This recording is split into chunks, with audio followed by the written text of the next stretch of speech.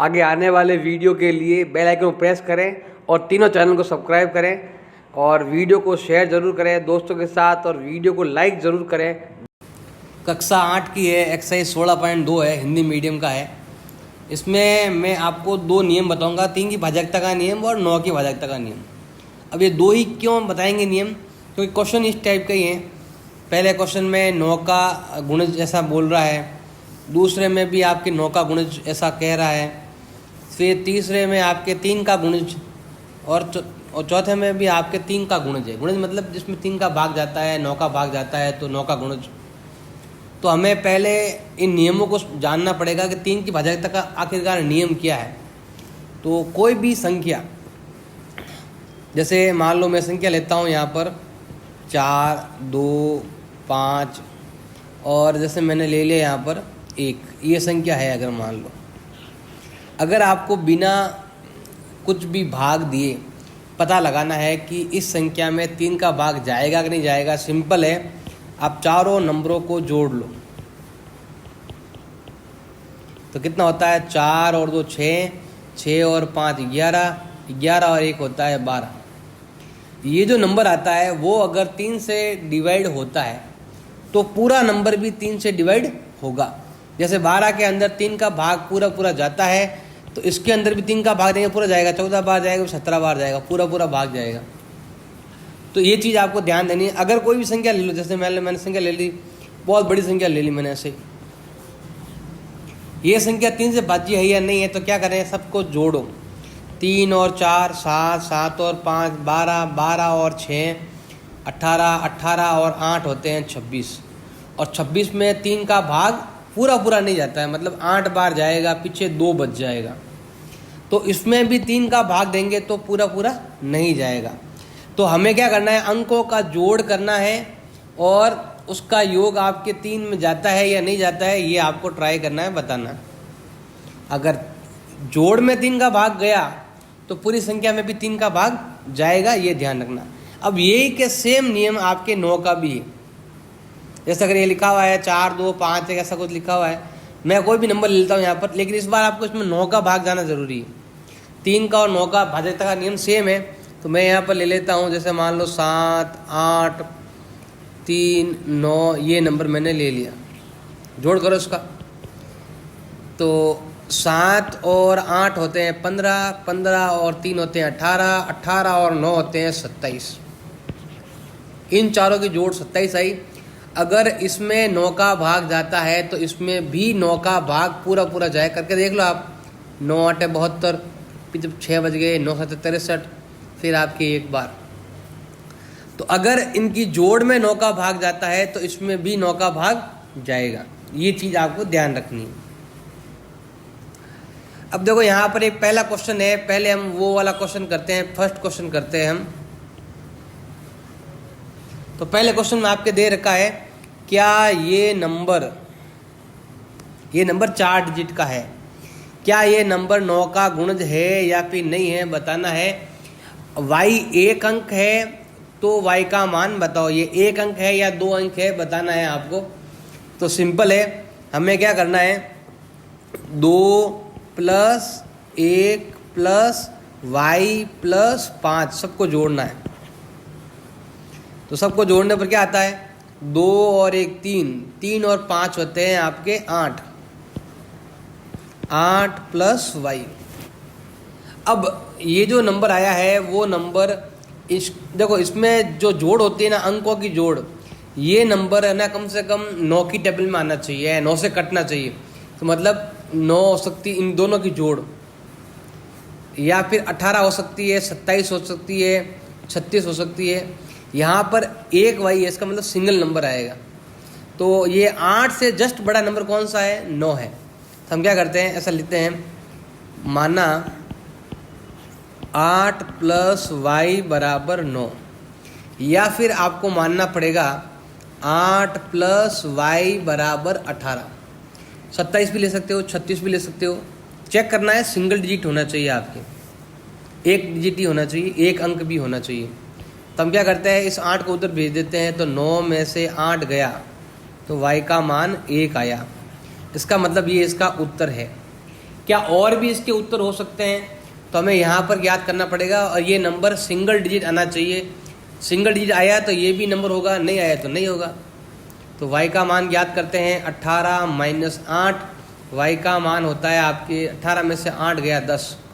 अब यहाँ पर जो अंक है ना वो 2 अंक आ रहे हैं, इसका मतलब y का मान 10 नहीं हो सकता। y का मान केवल और केवल एक उत्तर होगा, केवल एक अंक आएगा आपके, और वो होगा 1। सिंपल। और ट्राई करते हैं, देखो ये रहा। z का मान बताना है, क्या आप इसके उत्तर 2 है या 1 है बताना है आपको। तो सेम करना है आपको, 3 के साथ 1 जोड़ना है, फिर आपको z जोड़ना है, फिर आपको 5 जोड़ना है। तो जोड़ करने पर होता है 5 और 1 6 और 3 होते हैं 9 प्लस z। 9 की भाजकता का नियम है कि इन दोनों की जो जोड़ है वो या तो 9 होनी चाहिए, 18, 27, 36 ऐसा होना चाहिए। तो हम यहाँ पर ट्राई करते हैं, 9 होगा, 18 होगा, 36 होगा। तो सबसे पहले हम लेते हैं 2-3 भाग कर लो आप ट्राई करने के लिए। माना 9 प्लस z की जो जोड़ है वो 9 मान ली, या फिर 9 प्लस z की जोड़ है वो हमने 18 मान ली, या 9 प्लस z की जोड़ है जो मैंने 27 मान ली। ज़्यादा भी ले सकते हो, 36 भी ले सकते हो, आपके ऊपर डिपेंड है। प्लस का या उधर भेज दो, तो 9 माइनस 9, तो z का मान आएगा 0। सिंगल डिजिट है, उत्तर हो सकता है। फिर उधर भेजो 9 को, तो 18 में से 9 गया, तो z का मान क्या आया 9। ये भी सिंगल डिजिट है, तो ये भी हो सकता है। और ट्राई करते हैं, z का मान हो जाएगा, 9 को उधर ट्रांसफर कर दो, तो 27 माइनस 9, तो z का मान हो जाएगा आपके 18। यहाँ पर आपके 2 अंक आ रहे हैं, इसका मतलब z का मान ये नहीं हो सकता, z सिंगल है, तो सिंगल उत्तर ही आना चाहिए।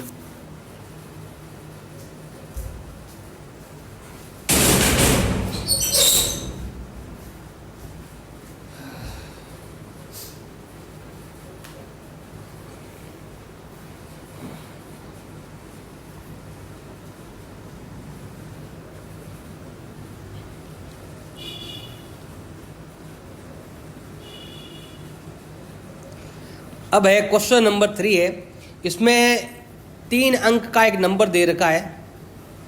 बताना है कि ये नंबर 3 का गुणज है या नहीं है। इस x 1 अंक है तो x का मान ज्ञात करो। अगर 1 अंक है तो अच्छी बात है, 1 है, 2 है, 3 है, कितने हैं बताने। तो देखो ध्यान लगाना, यहाँ पर हमारे पास जो नंबर दे रखा वो है 2 4 प्लस x। जोड़ो तो कितना होता है आपके 6 प्लस x होता है। अब यहाँ पर 3 का गुणज मतलब होता है 3 के पहाड़े में आने वाली संख्या, जैसे मान लो 3, 6, 9, 12, 15, 18, कुछ भी हो सकता है। अब यहाँ पर कम से कम 6 है, तो हमें 6 से ज़्यादा नंबर ही लेने हैं, और सभी एक एक बार क्या करने हैं आपको ट्राई करने। तो यहाँ पर ट्राई कर लेते हैं हम, और 3-4 भागों में हम अलग अलग भागों में हम ट्राई कर सकते हैं। सबसे पहले हम लिखते हैं यहाँ पर, माना 6 प्लस x का जो जोड़ है वो 6 हो सकता है, या फिर 6 प्लस x का जोड़ जो है वो 9 हो सकता है, या फिर 6 प्लस x का जोड़ 12 भी हो सकता है, 6 प्लस x का जोड़ 15 भी हो सकता है, या फिर 6 प्लस x का जोड़ 18 भी हो सकता है। मर्जी है जितना लिख सकते हो। जब तक 1 अंक का उत्तर आ रहा तब तक आपको ज्ञात करने पड़ेंगे। प्लस का है उधर भेज दो तो हो जाएगा आपके माइनस, तो x का मान आएगा 0। ये 6 उधर भेज देंगे तो 9 में से 6 गए, तो x का मान क्या आया 3। ये उत्तर भी हो सकता है, ये भी हो सकता है। फिर ये वाला ट्राई करते हैं, तो x का मान होगा 12 माइनस 6, x का मान हो गया आपके 6। यहाँ ट्राई करते हैं तो x का मान हो जाएगा 15 माइनस 6, तो x का मान कितना आ जाएगा 9। अब ये ट्राई करते हैं तो x का मान होना चाहिए 18 माइनस 6, x का मान आया है आपके 12। यहाँ 2 अंक है तो ये नहीं आएगा। इसका मतलब ये जो संख्या दे रखी है वो 240 भी हो सकती है, 243 भी हो सकती है, 246 भी हो सकती है, 249। ये 4 संख्या है जिसमें 3 का भाग जाता है।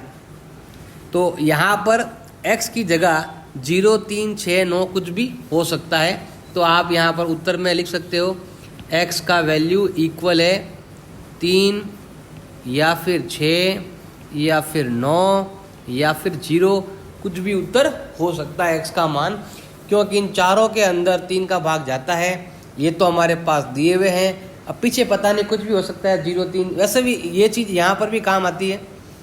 तो जैसे उत्तर आया आप 0 9, इसका मतलब है कि 3105 में भी 9 का भाग जाता है और 3195 में भी 9 का भाग पूरा पूरा जाता है। ये 2 अंक हो गए। इसी प्रकार आप इसमें भी देख सकते हो ऐसे ही आप कि जैसे उत्तर 1 आया, इसका मतलब है इसका उत्तर 1 ही है 2115, जिसमें 9 का भाग पूरा पूरा जाता है। तो इस प्रकार हम उत्तर हमें निकालने हैं। फोर्थ लेते हैं कि ये जो नंबर है वो 3 का गुणज है, जहाँ पर z एक अंक है, तो बताना है z का मान क्या होगा। तो हमारे पास एक 4 अंक का डिजिट है, तो हम जोड़ते हैं यहाँ पर 3 + 1 + z + 5, 5 और 3 8 और 1 9 हो गए, 9 + z लेना है आपको। अब देखो यहाँ पर 3 का गुणज का है, तो 3 का पहाड़ आना चाहिए, 3 6 9 12 15 18। अब यहाँ पर देखो ऑलरेडी 9 आ चुके हैं, तो आपको 9 के बाद वाले नंबर आपको लेने हैं, ऐसे ट्राई करने हैं। तो ऐसे लिखना है आपको, माना 9 + z बराबर क्या मान लिया 9, इसका मतलब z का मान हो जाएगा आपके 9 - 9 = हो गया है 0। सिंगल डिजिट है तो ये उत्तर है आपका। अगला ट्राई करते हैं, माना 9 + z बराबर हमने 18 मान लिया, माना कि इनकी जोड़ 18 होती तो इसका मतलब z का वैल्यू हो जाएगा 12 लेना है ना इसके बाद में, तो 12 लेते हैं हम। 1 मिनट, हम यहाँ पे 12 लेना पड़ेगा, तो 12 - 9, तो z का मान हो जाएगा आपके 3।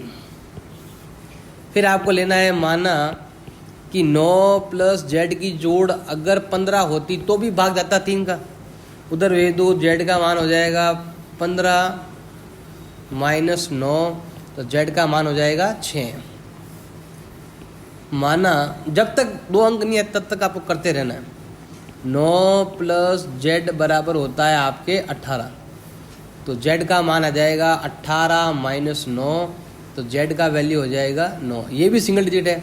ये चारों उत्तर हो गए। अब और ट्राई करना है होता है कि नहीं होता है, तो ऐसा लिखना है आपको, माना 9 + z = होता है 21, तो z का मान आ जाएगा 21 - 9, z का मान आएगा 12, जो कि आपके डबल डिजिट है, तो ये उत्तर नहीं होगा। तो इसका मतलब हमारे जो z का जो मान है वो या तो आएगा 0 या आएगा 3 या आएगा 6 या आएगा 9।